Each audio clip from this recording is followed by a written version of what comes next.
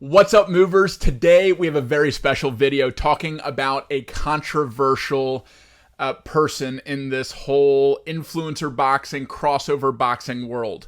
And that is none other than Jake Paul. Jake Paul just announced that he is signing with the PFL. And on stream, we reviewed what it means, the announcements, the implications, and how it affects the larger combat sport scene from the perspective of me, a former pro fighter, chess boxing world champion, and fight promoter. So we're going to dive in. Before we do, if you hit subscribe, it'll really, really help us out. I appreciate you. And let's dive in. Let's get it moving. Let's go. All right.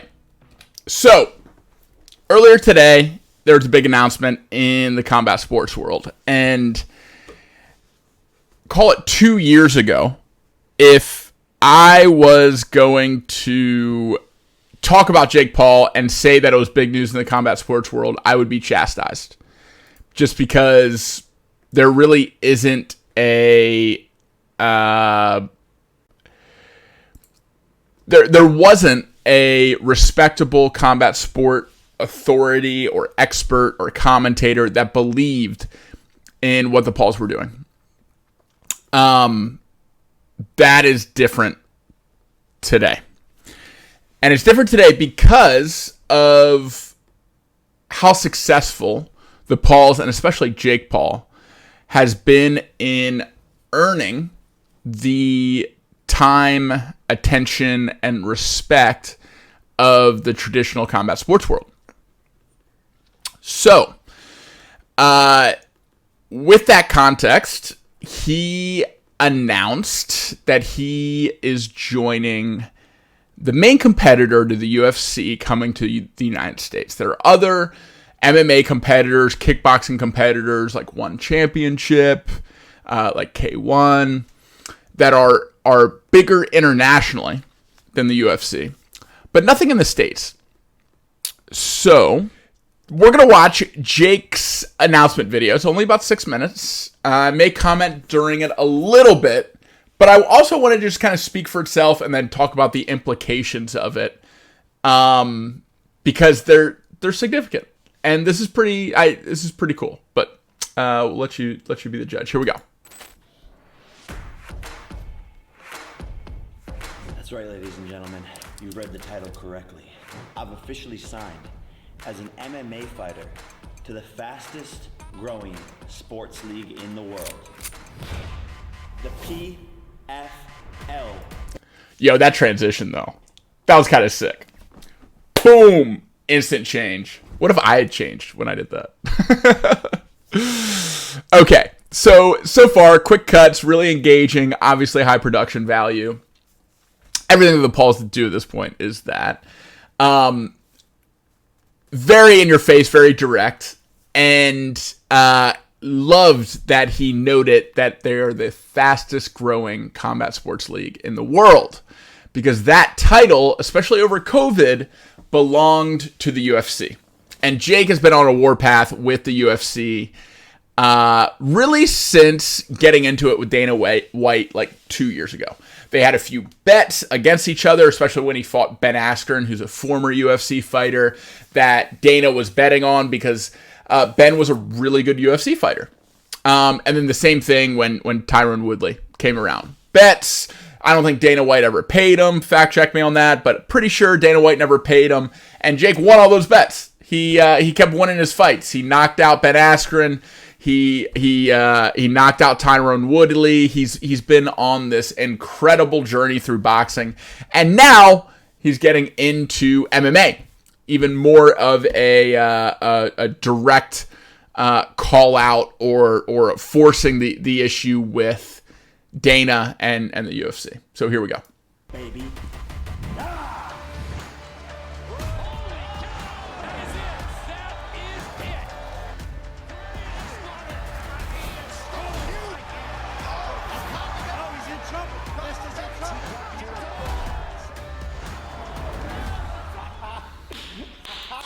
Pretty sick B-reel. And I think a big reason why the PFL is probably paying a ton of money for Jake Paul is he has a huge audience. And a lot of that audience, especially in the last 2 years, are combat sport enthusiasts, maybe, but at least casual viewers. And the PFL needs casual viewers if they're going to take on the likes of the UFC.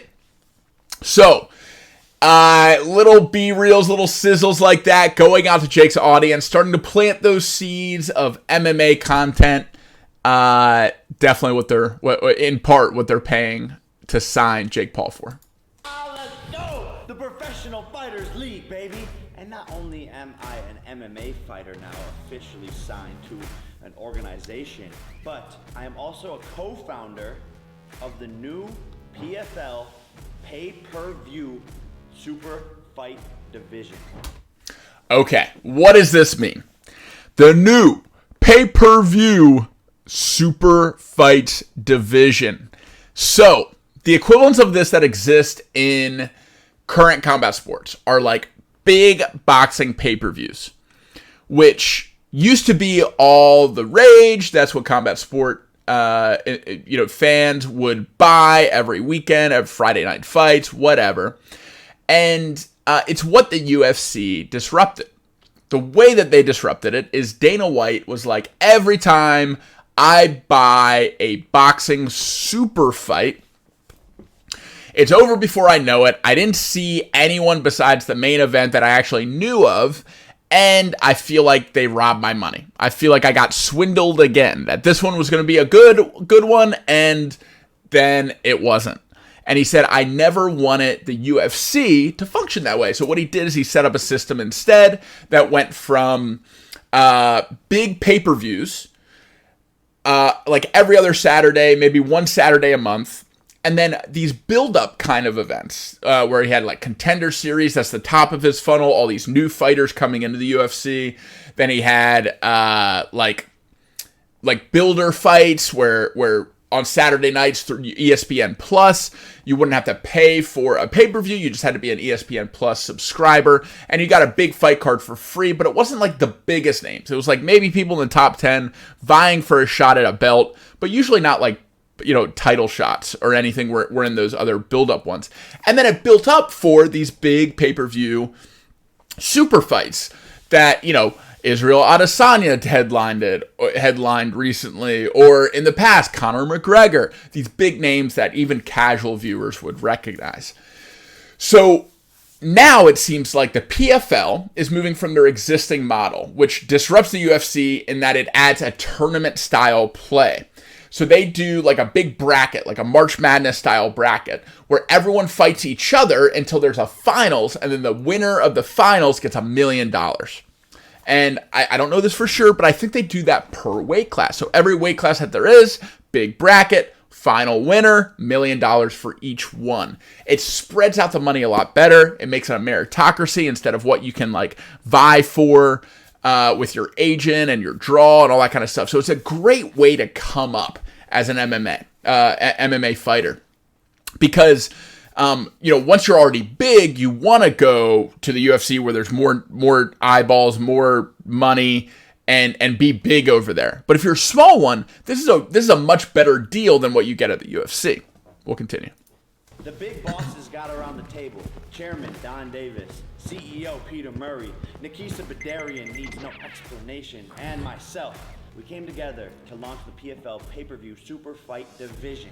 Now, let me explain. I will be the head of fighter advocacy. And as the head of fighter advocacy, I'm going to use my platform to market PFL fighters and introduce them to my fans worldwide. I personally will be deeply involved in making sure that the PFL is the best place in the world for fighters. As you guys know, I've been trying to increase fighter pay for all fighters worldwide. And with the launch of this new PFL Super Fight division, our fighters will be receiving 50% of the revenue. Yeah. Incredibly disruptive. I don't know the exact split for the UFC currently, but it's got to be 20% or less. Usually, and for good reason, the promoter makes the majority of the money because they're taking the majority of the risk.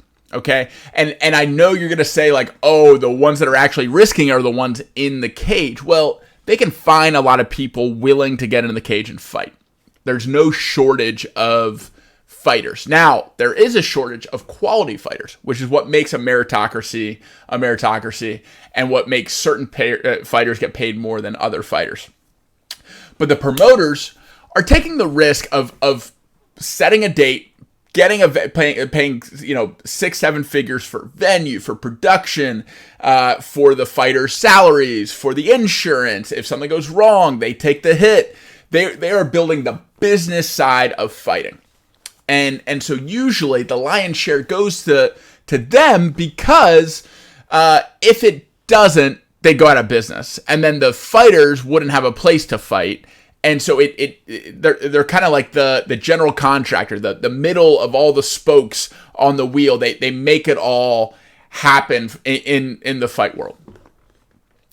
To give 50% to the fighters is massive, though. And I'm not sure how they're able to pull that off. They might have huge investors that can kind of back them up or cushion them if they have some mess ups, or maybe they've refined the fight business model enough to figure out how to carve out even more for the fighters. We'll see. Yes, you heard that correctly. A true 50-50 partnership with fighters that still allows them to be individuals and even monetize their own sponsorship deals, which, as we know, isn't allowed in the UFC. You have to do what you're told and wear what you're told and promote what you're told. Today is a massive day for star pay-per-view fighters, because you have another massive league that is ready to do big business. And I am the first fighter to sign to the new PFL pay-per-view super fight division. And I'm taking this seriously, okay? Yes, I still want to become a world champion in boxing. But as you guys know, I was a wrestler first. And when all of these influencers started boxing and calling people out, if you recall, I said I wanted to do MMA. Okay, so we're about to see a bunch of like old Jake Paul. He looks so weird without a beard, by the way. But the significant part here is that both Jake and Logan Paul are from Ohio. Ohio is a huge wrestling state, and they grew up wrestling. Logan was better than Jake, but they both have wrestling backgrounds, and Logan was good enough to wrestle in college. They're both obviously good athletes. Jake has shown that in his ascension in boxing. He's taking on former world champions. He might be a little mismatched in terms of youth, but definitely mismatched in against his favor in terms of experience. And he's doing what every pro boxer does, which is setting up build-up fights to have an undefeated record when you're around 10 to 15 fights. That's what makes you an attractive match in professional boxing, but he's doing it in a very public, very lucrative way. He's done it better than anyone's ever done it in the history of boxing, which is a controversial thing to say, but when you look at facts and metrics, he has. You look at pretty much any other professional boxer, no one's heard of anyone that they fought in their first 10 fights. Just doesn't happen. You fight like bums that help build up your fight experience, that help build up your record, and that's like status quo. He's disrupting status quo with this. Roll the clip. But I want it to be an MMA fight. Ew. So why not do an MMA match? And you would get dropped faster than Disney dropped me. It's an MMA match, or it's nothing. I've already disrupted boxing, and now it's time to disrupt MMA. I know this is such a tough sport, and it's not going to be easy, but if I could do it in boxing, I could do it in MMA. I'm so dedicated to this that I offered Nate Diaz a 2-fight deal.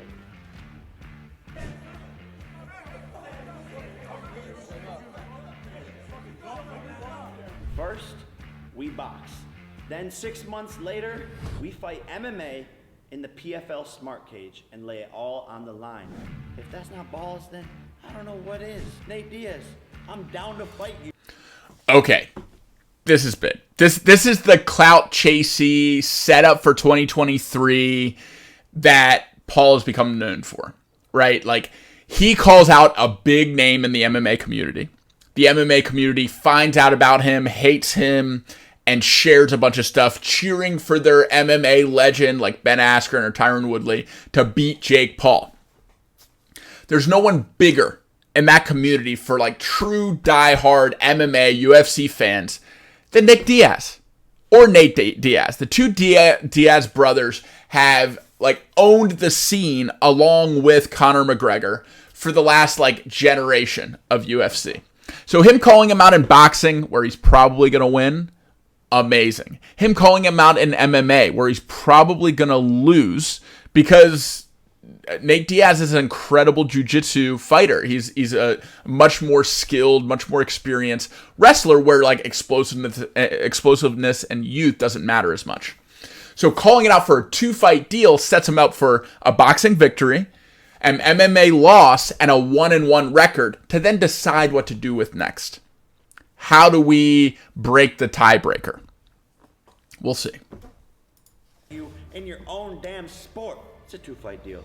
Let's make it happen.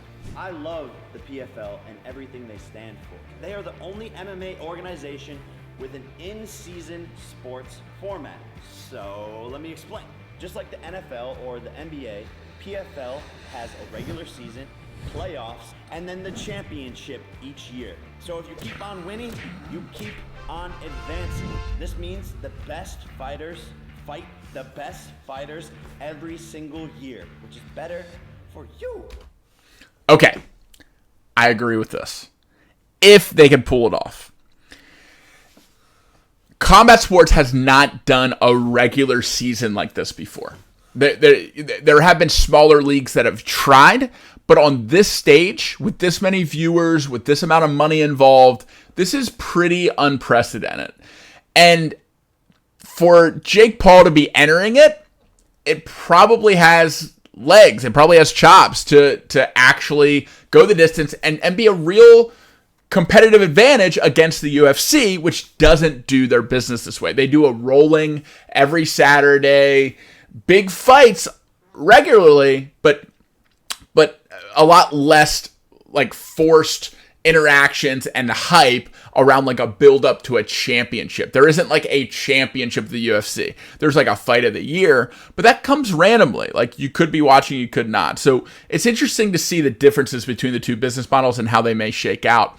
One of the questions in the chat is do you think this is going to bring a lot of the content creators and boxers over to this?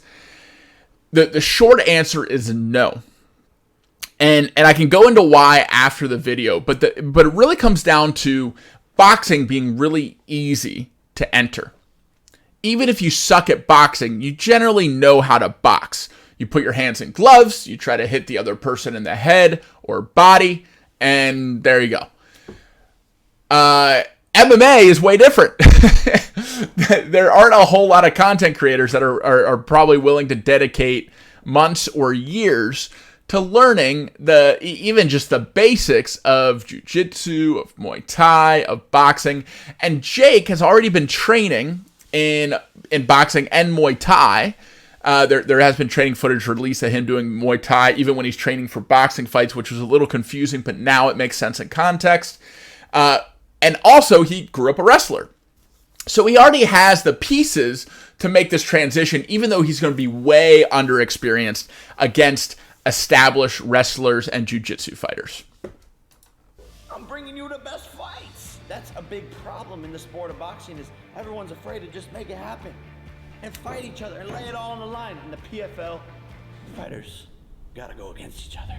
If you missed the last PFL championship event, then honestly, like you seriously played yourself. It was one of the best events of the year. I also am going to ensure that the PFL is the gold standard in combat sports when it comes to fighter relations and opportunity.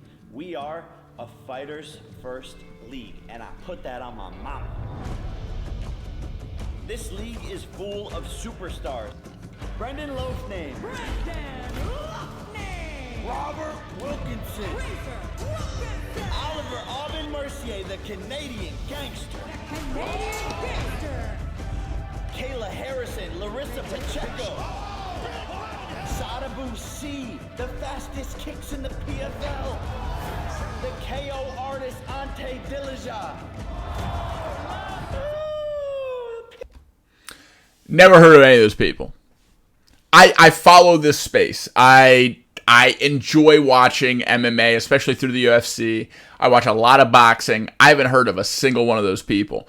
The reason the PFL is bringing in Jake Paul is for people to get to know them. For him to go hype, ooh, sheesh, whatever, and put their Instagram handle up on his platform, so when people see, oh, Canadian gangster, I'm Canadian, I want to be a gangster, or fastest kicks in the land, I like Israel Adesanya, that guy kind of looks like him, maybe I'll go give him a follow. That's what they want. They want more name recognition, notoriety, and the success of the PFL is going to depend on that.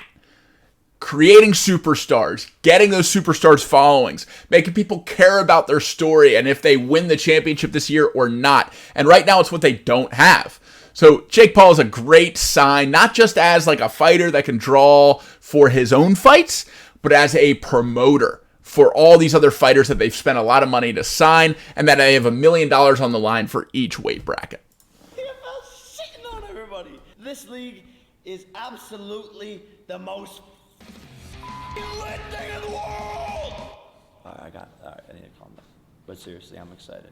And not to mention that these champions get $1 million when they join the PFL, baby. My advisor, Nikisa Badarian, is also joining as a co-founder of this new division for the PFL, and I'm appointing him the head of making everyone money. Our goal is simple, and that's to make PFL the biggest MMA organization in the world, all whilst making it the best place for fighters to have a home. There are so many amazing people on the PFL team and so many amazing strategic investors that are going to help make this happen. All in all, I'm so excited for this announcement. I'm so excited to start training MMA for my first MMA fight. This partnership is going to change the way that MMA operates forever. Stay tuned for what's to come.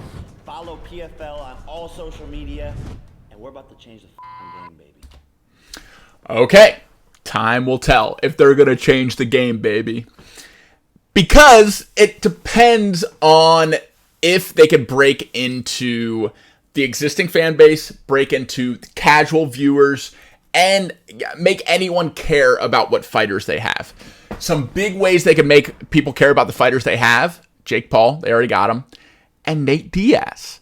Pulling Nate away from the UFC, which his contract is up, and into the PFL for a fight against Jake Paul would help build that bridge between the two audiences.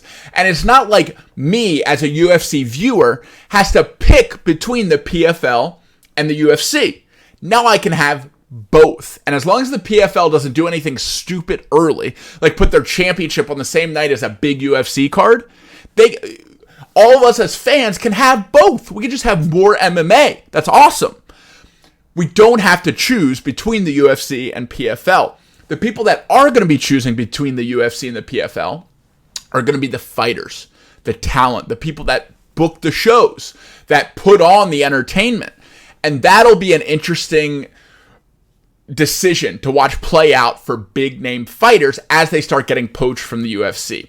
Now, when UFC contracts are up, there's going to be a lot more leverage for a fighter going into a conversation with the UFC to re-up their contract, because they can say, hey, I can take my skill set, my fans over to the PFL, go through this tournament, this championship for a season, and see what happens. Maybe I get $1 million. Maybe I got a bunch more fans that saw me in the PFL that wouldn't see me in the UFC because they don't put me on big cards, big pay-per-view cards that everyone watches. So it's going to be interesting to see what decision the fighters make. And with Jake Paul positioning himself as Mr. Fighter Advocate, I think they deserve better pay. I think they deserve insurance. Of course they do. By him saying, Dana White, you're a bad guy for how you treat the fighters. Even though Dana White has done more for fighters than anyone in history in terms of increasing fighter pay, increasing notoriety for other martial arts outside of boxing, he's been amazing for the sport and for the fighters. Jake Paul is saying it's not enough. And I'm going to show you just how not enough it is, because these fighters deserve more. Now he's saying, come over to the PFL and I'll show you. I'm not just going to talk about this like I talked about doing an MMA fight back when I didn't have a beard. Now he's showing. Just like he talked, I'm going to box, and then he showed us he was going to box by knocking out legends. Now he's going to show us he's going to do MMA like he said all those years ago, and he's going to do it to improve fighter pay, improve the viewing experience, the business side of it. Let's see if he can. Let's see if he can. Like, it's going to be a fun thing to watch regardless. And I'm excited because it directly affects me and my nonprofit, Brawl for a Cause.